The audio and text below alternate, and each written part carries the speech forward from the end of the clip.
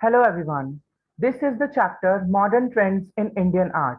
तो अब तक कहानी चल रही थी बंगाल स्कूल ऑफ आर्ट की। बंगाल स्कूल ऑफ आर्ट, जैसा कि मैंने बताया था, एक स्टेपिंग स्टोन था towards the modernity of the paintings. Modern India की पेंटिंग्स के लिए जो सबसे पहली सीढ़ी थी वो बंगाल स्कूल थी। अब जब बंगाल स्कूल का अब एंड नजदीक आ रहा था और मॉडर्न की तरफ हम स्टार्ट कर रहे थे, तो this this is a chapter modern trends in Indian art. इसमें हम पढ़ेंगे इंडिया के मॉडर्न आर्ट्स कैसे थे, ग्राफिक प्रिंट्स, स्कल्पचर्स, उसी का ये इंट्रोडक्टरी चैप्टर है। So, some of the artists started feeling that it is conservative to promote only Indian art that were in existence during the Bengal School of Art. अब हुआ क्या, मतलब modernity की जरूरत क्यों पड़ी? क्योंकि कुछ जो आर्टिस्ट थे वो उन्होंने क्या सोचना शुरू कर दिया कि ये बंगाल स्कूल ऑफ आर्ट एक कंजर्वेटिव आर्ट है।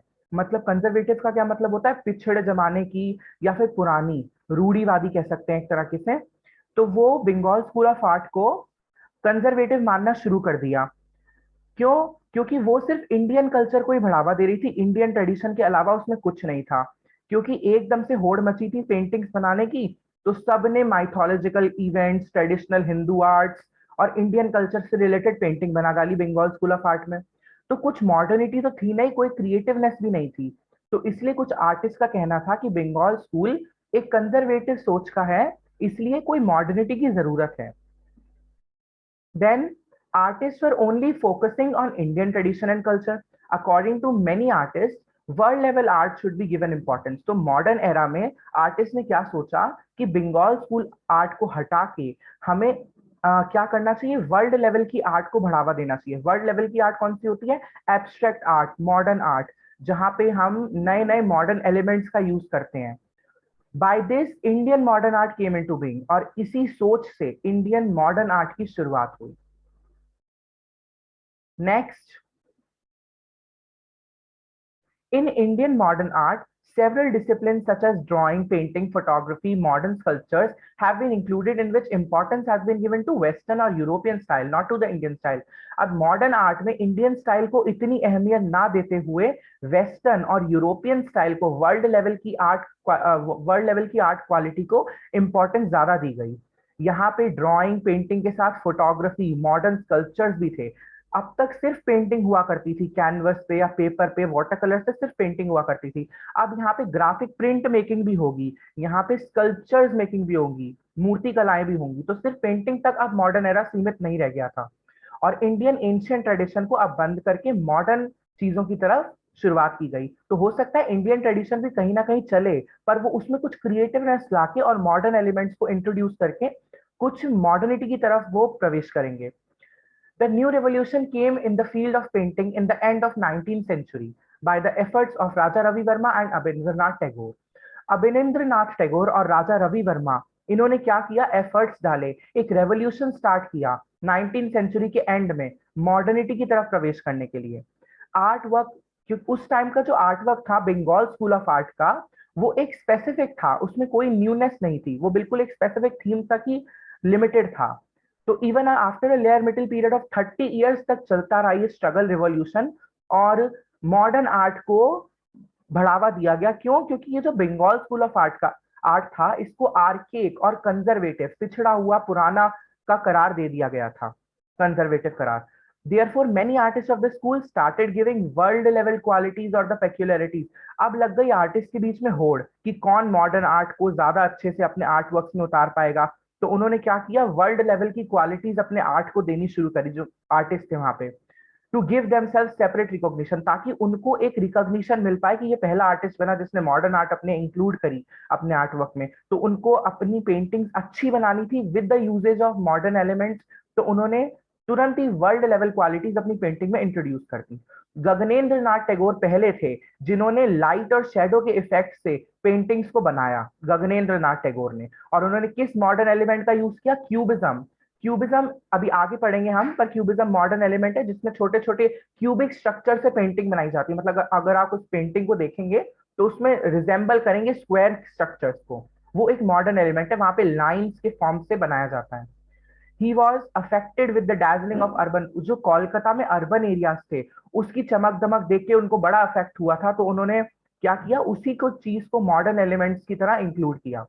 वेर एज रविंद्रनाथ टैगोर ने क्या किया, रविंद्रनाथ टैगोर ने अपनी नेचुरलिटी, जैसे वो पेंटिंग पहले बनाया करते थे, उसी को कायम रखा, पर उन्होंने एक कुछ चीजें जरूर ऐड की। फॉर एग्जाम्पल, एक्सप्रेशन डाले अपनी पेंटिंग में, एक्सप्रेशन डाले। और इस एक्सप्रेशन डालने को क्या हम कहते हैं, एक्सप्रेशनिज्म। एक्सप्रेशनिज्म एक मॉडर्न टेक्निक है, जिसका मतलब होता है कोई एक, आप अपने पेंटिंग में कोई एक पर्टिकुलर कैरेक्टर को एक एक्सप्रेशन दे रहे हैं, तो दैट इज एक्सप्रेशनिज्म। तो उन्होंने नेचुरलिटी के साथ साथ एक्सप्रेशनिज्म पे फोकस किया।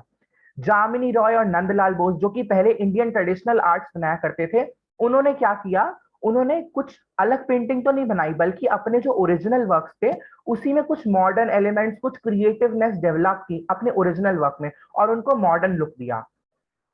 इन that period people were curious to know. अब पीपल क्या थे, पीपल बहुत ज्यादा उत्सुक थे ये सोचने के लिए कि अरे वो क्राइटेरिया क्या है जिससे पता चले कि ये आर्ट मॉडर्न है और ये आर्ट प्रिमिटिव है। तो उस चीज के लिए बड़ा वहां पे चल रहा था। Come under the circle of modern, कौन सी पेंटिंग है जिसको आप करेंगे कि वो मॉडर्न पेंटिंग में आती है, मतलब कोई क्राइटेरिया तो होना चाहिए ना fix. Many artist were busy in defining. अब कुछ कुछ आर्टिस्ट तो ऐसे थे कि उन्होंने मॉडर्निटी की परिभाषा ही अपने हिसाब से दे दी, ताकि उनके आर्टवर्क को कोई कुछ ना कह सके। तो अपने हिसाब से उन्होंने मॉडर्निटी को डिफाइन कर दिया।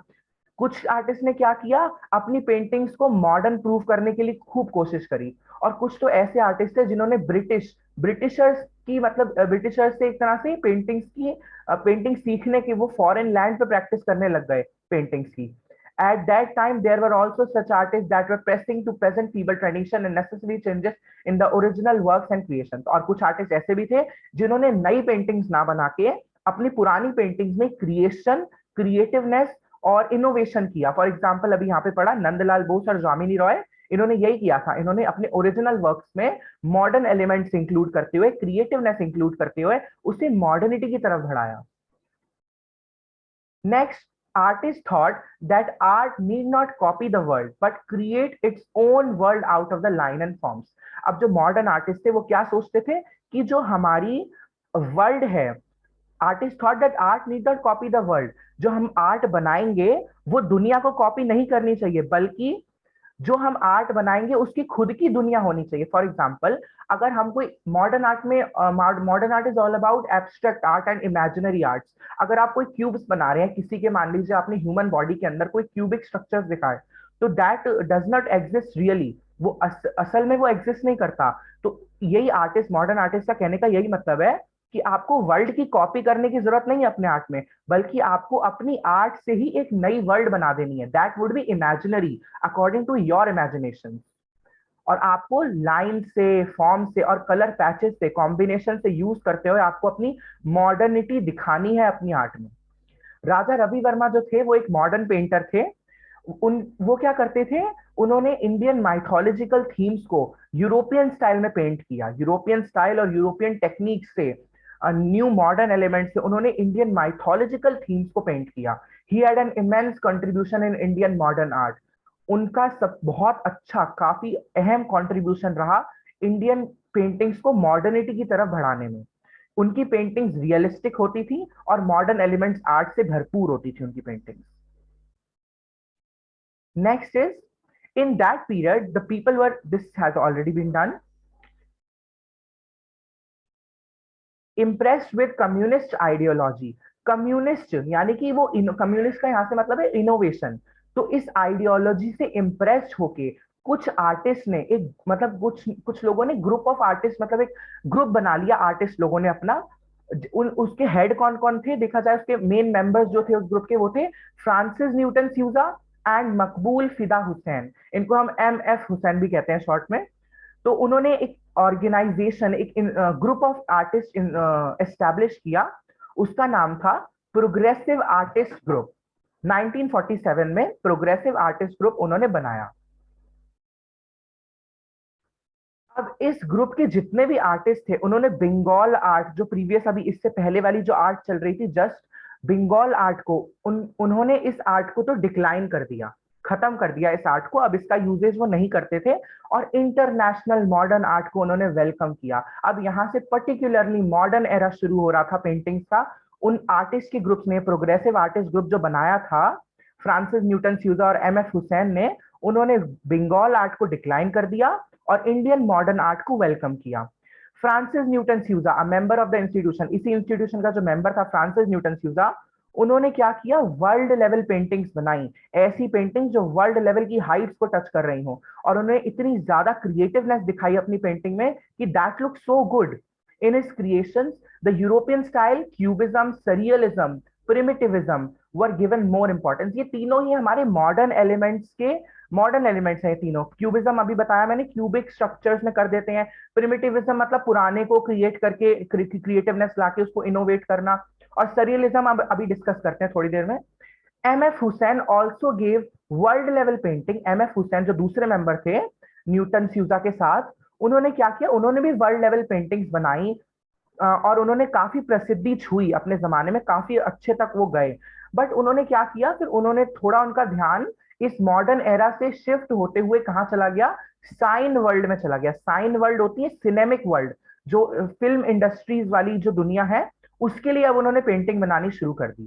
KG Subramanyan of the same organisation with the best coordination of the new techniques of contemporary art tried to prevalent folk art and tradition. इन्होंने, ये जो केजी सुब्रमण्यम थे, इन्होंने क्या किया, इंडियन फोक आर्ट्स को, इंडियन ट्रेडिशंस को, क्या लिखा है, न्यू टेक्निक्स के साथ। तो मेनी आर्टिस्ट वर देयर जिन्होंने क्या किया, ओरिजिनल वर्क्स में ही न्यू टेक्निक्स इन्वेंट करके उसको मॉडर्न लुक दिया। और कौन सी बात है ये, 1956 की बात है कि ऑर्गेनाइजेशन खत्म हो गया। ये ऑर्गेनाइजेशन बनाया गया था इस मोटो के साथ कि बंगाल स्कूल का एंड हो और मॉडर्न पेंटिंग्स की एरा की तरफ जो हमारा आर्टिस्टिक वर्ल्ड है वो स्टार्ट करे। तो ये मोटो अब काफी हद तक पूरा होते हुए दिखाई दे रहा था। अब जितने भी आर्टिस्ट थे उन्होंने अपनी पेंटिंग्स को मॉडर्न लुक देना स्टार्ट कर दिया। तो इसलिए इस ऑर्गेनाइजेशन का, कौन से ऑर्गेनाइजेशन का, दिस प्रोग्रेसिव आर्टिस्ट ग्रुप, इसका ऑलमोस्ट एंड अब हो गया था, क्योंकि इसका एम अब पूरा हो चुका था। तो अब बात आती है सरियलिज्म। सरियलिज्म मैंने बताया था, सरियलिज्म क्या होता है। सरियलिज्म एक आर्टिस्टिक मूवमेंट है। सी, ये क्या है, यहाँ पे कोई भी रियलिस्टिक चीज होती हुई नहीं दिख रही, यहाँ पे सब इमेजिनरी चीजें हैं। तो सरियलिज्म एक्चुअल होता क्या है, surrealism is a cultural movement that developed in the Europe aftermath of world war first, in which artist depicted unnerving illogical scenes. जहां पे आर्टिस्ट इलॉजिकल सीन्स बनाते थे, इमेजिनरी सोच से सीन्स बनाते थे, उसको कहते हैं सरियलिज्म। ठीक है।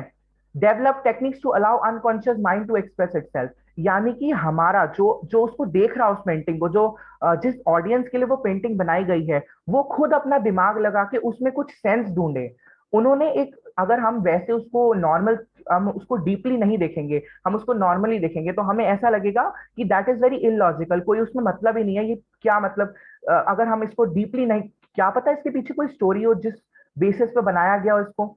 तो मतलब देखने में वो इलॉजिकल लगे, बट उसका डीप मीनिंग, और जो व्यूअर्स हैं उसके, वो उसको कॉन्शियसनेस से अनकॉन्शियस माइंड में, मतलब उसको अपने आप से उसका इंटरप्रेट करें, इंटरप्रिटेशन लाएं अपने आप से। जैसे कि इंग्लिश में हमारी पोइट्रीज होती हैं, तो अगर हम उस पोइट्री को पढ़ें तो दैट हैज नो सेंस, वो एक स्टोरी, मतलब बिना रस की कोई स्टोरी जैसी लगेगी। बट पोइट्री का क्या हमें करना पड़ता है, डीप मीनिंग्स में देखना पड़ता है कि पोएट हमसे कहना क्या चाहता है। सिमिलरली पेंटिंग्स भी ऐसी बनानी शुरू करी जिसमें हमें एब्स्ट्रैक्टनेस अपनी क्रिएटिवनेस, दिमाग को खोल के उस पेंटिंग को देखना पड़े और समझना पड़े। तो उसको कहते हैं हम सरियलिज्म। ओके, तो ये भी एक मॉडर्न एलिमेंट था, इस पे बनाया करते थे लोग। When Indian got freedom, India को जब फ्रीडम मिली, there were several such art schools which were using modern techniques and ideas for providing new foundation to the field of art. अब काफी हद तक हर आर्टिस्ट मॉडर्न हो चुका था, हर आर्टिस्ट ने अपनी पेंटिंग्स में, अपने आर्ट वर्क्स में नई पेंटिंग्स बनाई या पुराने को ही मॉडर्न लुक दिया with the help of various modern elements. Later on a few establish contemporary का भी मतलब मॉडर्न ही होता है, modern artist who kept impressing the Indian art kingdom. राजा महाराजाओं को खुश करने के लिए उन्होंने नए नए मॉडर्न आर्ट्स की टेक्निक्स दिखाई उनको, और अपने स्टाइलिस्टिक जो अपने आर्ट कला है उसमें एक स्पेसिफिकेशन लाए वो लोग, उसमें क्रिएटिवनेस लाए। अमंग देम प्रोमिनेंट, अब कुछ आर्टिस्ट के नाम दिए हुए हैं मॉडर्न आर्टिस्ट के, तो फेम जो मेन थे, जो मेन लीडर्स थे, वो तो थे ही हमारे पास, अवनींद्र नाथ टैगोर, राजा रवि वर्मा, गगनेंद्र नाथ टैगोर, जिन्होंने क्यूबिज्म की शुरुआत करी थी। और उनके साथ कुछ और भी आर्टिस्ट थे, मनीषी दे, मुकुल दे, राम कुमार, तैयब मेहता, अकबर पदम जी, प्रोक्रास करुमकर, नारायण रामचंद्र, बिजॉन चौधरी। तो ये सब और भी आर्टिस्ट थे जो कि इंडियन मॉडर्न वर्ल्ड के पेंटिंग्स के आर्टिस्ट थे। तो see, this is the painting of cubism. यहाँ पे क्यूब्स दिखाई दे रहे हैं हमको, ये लाइन से यहाँ पे कुछ ना कुछ सेगमेंट्स बनाए गए हैं। तो this is the painting which shows cubism. And this is also an abstract painting of Sati, painted bye Nandlal Bose. तो इन्होंने भी अपने क्या किया था, इनकी पुरानी पेंटिंग्स में इन्होंने मॉडर्न लुक दिया था। For example, this shows abstractness, this diffused background and colour scheme shows some abstractness, and this is fully modern art, cubism. This is painted by Gaganendranath Tagore, क्योंकि क्यूबिज्म उन्होंने शुरुआत किया था। तो by this we came to an end of the Indian modern paintings introductory chapter. Thank you.